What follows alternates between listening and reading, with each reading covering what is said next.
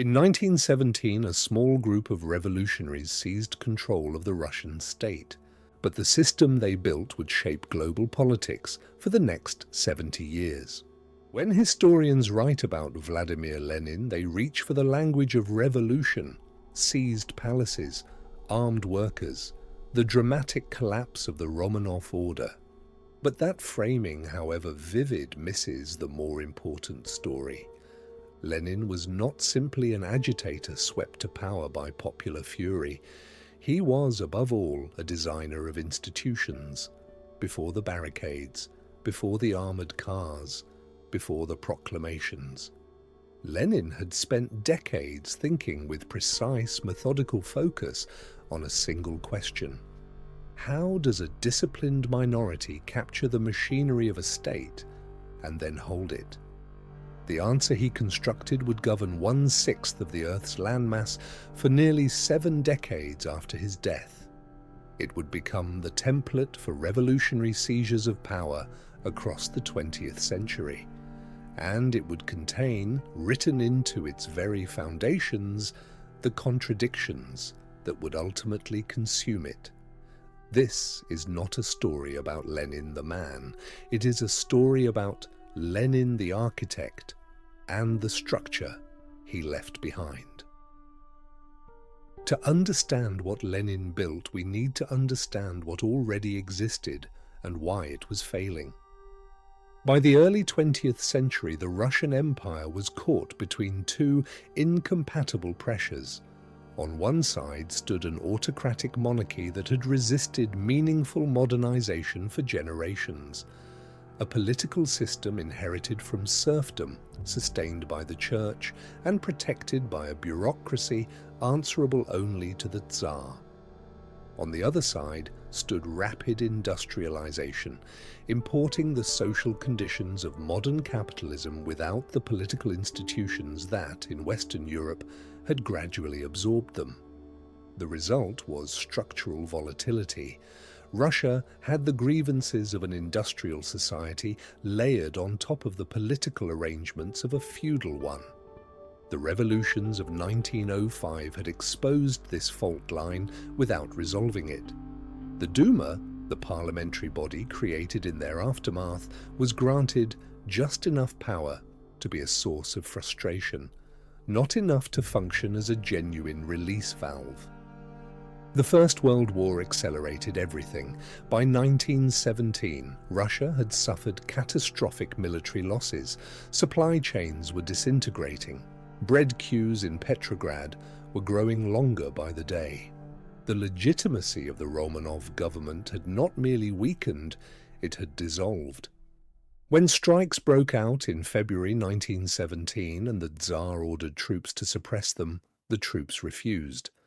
The regime fell not because it was overthrown, but because it was no longer believed in. What collapsed in February was not just a government. It was the entire architecture of political authority. Into that vacuum, multiple actors rushed. The liberal provisional government, the socialist revolutionaries, the Mensheviks, and, watching carefully from a sealed train crossing Germany, Lenin. Lenin grasped something the others could not bring themselves to act on. A vacuum of legitimacy is not an opportunity for deliberation. It is an opportunity for speed, discipline, and decisive organizational action. The October seizure of power is often described as a coup.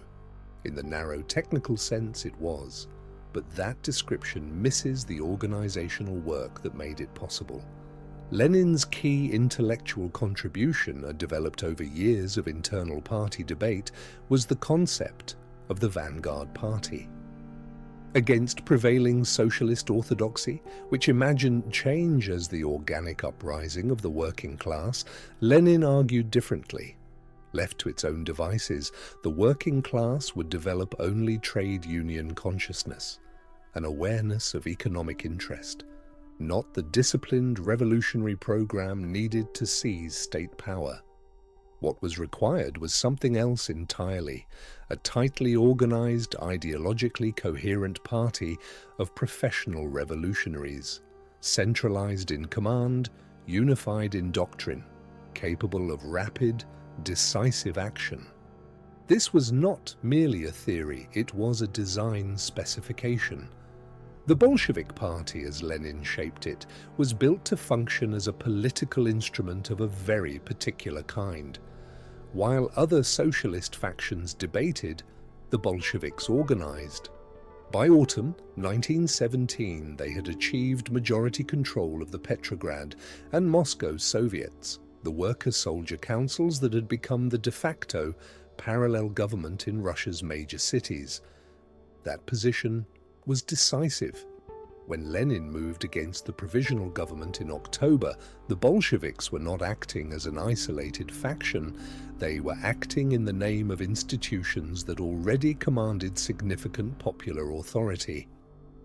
The Winter Palace fell with remarkably little resistance. The provisional government had no organized base of support left to defend it. What the Bolsheviks accomplished was not simply the seizure of a building. It was the substitution of one center of legitimate authority for another. The rest of the consolidation would take years of civil war, but the moment of institutional capture had already passed. Seizing power and holding power are entirely different problems. The history of revolutionary governments that collapsed within months is long. Lenin understood this. His approach to consolidation was methodical. The institutional architecture of early Soviet power rested on a deliberate dualism. On one level, there were the formal state structures, the Soviets, the Congress of Soviets, the Council of People's Commissars. These gave the new government a framework of popular representational legitimacy. On another level, and increasingly the more important one, was the Communist Party itself, running in parallel to the formal state and gradually assuming operational primacy over it. This arrangement was not an accident, it was a solution to a specific problem. How do you exercise centralized control over a vast, poorly integrated territory while still claiming to represent collective governance? The Soviets provided the outward form of popular sovereignty. The party provided the actual chain of command. Lenin reinforced this through the nomenklatura system, the practice of party-supervised appointment to every significant administrative position. Every critical role in the state bureaucracy, the military, the judiciary, and the economy required party approval. Loyalty to the party was a structural prerequisite for any position of consequence. Competence mattered, but ideological reliability mattered first. The Red Army was built on the same principle. Political commissars were embedded at every level of the military hierarchy, with authority to countermand decisions they judged politically unreliable. The instrument of force was never fully autonomous from the political apparatus. That design principle would remain central to Soviet military organization for decades. No political system of this kind could rest on consent alone. Lenin did not pretend otherwise. The new Soviet state required a coercive instrument capable of operating with speed, secrecy, and immunity from legal constraint. The Cheka, the All-Russian Extraordinary Commission for Combating Counter-Revolution and Sabotage, was established in December 1917. Barely 2 months after the seizure of power, its founding was, in its own way, a revealing act. Most revolutionary governments arrive at political terror eventually as a contingent response to crisis. Lenin created the institutional apparatus for it immediately as a design feature. Under Felix Dzerzhinsky, the Cheka operated outside the ordinary judicial system. It could arrest, interrogate, and execute without trial and without the involvement of courts. During the Red Terror, beginning in 1918 and intensifying through the Civil War years, its operations expanded dramatically. The targets were not just armed opponents, they were entire social categories: former nobility, clergy, kulaks, Mensheviks, socialist revolutionaries. The criterion of guilt was often not a specific act, but class origin or political affiliation. The logic was transparent. By eliminating not just active opponents but the social groups from which opposition might eventually emerge, the regime was attempting to reshape the social landscape itself. Terror in this system was not simply punishment. It was an instrument of social engineering. Alongside coercion, Lenin deployed information control with equal deliberateness. The independent press was suppressed almost immediately after October.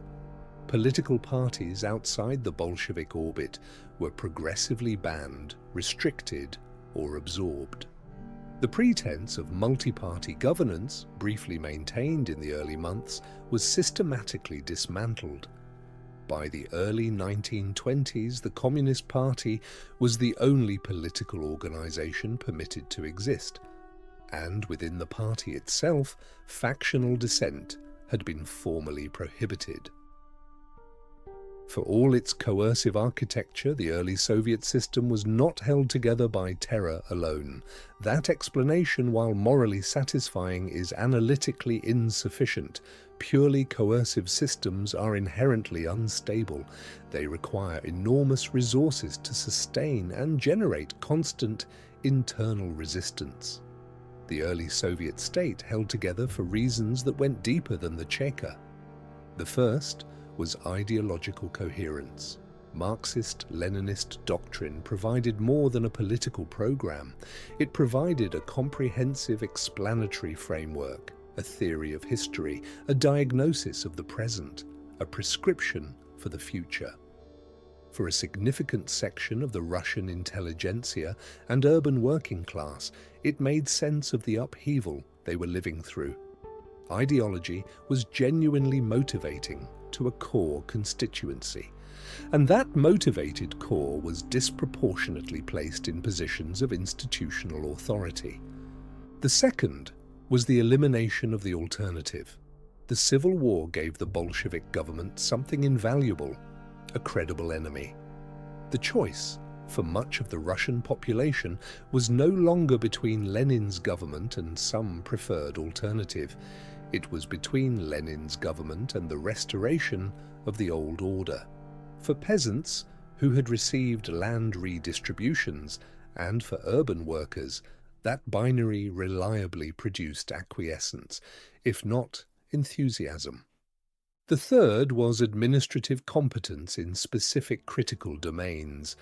Whatever the failures of Bolshevik economic management, and they were severe, culminating in the catastrophic famine of 1921, the regime demonstrated real organizational capability where it mattered most: military mobilization, political communications, the management of its own internal hierarchy. The apparatus functioned, orders were executed. For a government taking over the wreckage of a collapsed empire, that was not a trivial achievement. Every architectural system contains the logic of its eventual failure. Lenin's was no exception. The most consequential structural weakness was the succession problem. The vanguard party model concentrated an enormous amount of decision-making authority at the apex of the party hierarchy. Lenin was not merely the leader of the Bolsheviks. He was, in practical terms, the interpretive authority on doctrine as it applied to current conditions. No formal constitutional mechanism existed for the orderly transfer of that authority. Lenin recognized this clearly. His final writings, the so-called Testament of 1922 and 1923, expressed explicit anxiety about it. His proposal that Stalin be removed from the position of General Secretary on grounds of excessive concentration of personal power was ignored after Lenin's death in 1924. The vacuum of legitimate succession was filled not by constitutional process, but by factional struggle. A struggle that Stalin eventually won through precisely the organizational methods Lenin himself had pioneered. A second weakness was the tension between ideological legitimacy and operational reality. The Soviet system made large, publicly verifiable claims about its own performance: industrial output, agricultural production, living standards, scientific progress. These claims were encoded in the 5-year plans and became the official measures by which the system judged itself. When reality diverged from the claims, and it did, repeatedly, the system could not acknowledge the divergence without undermining its own legitimacy.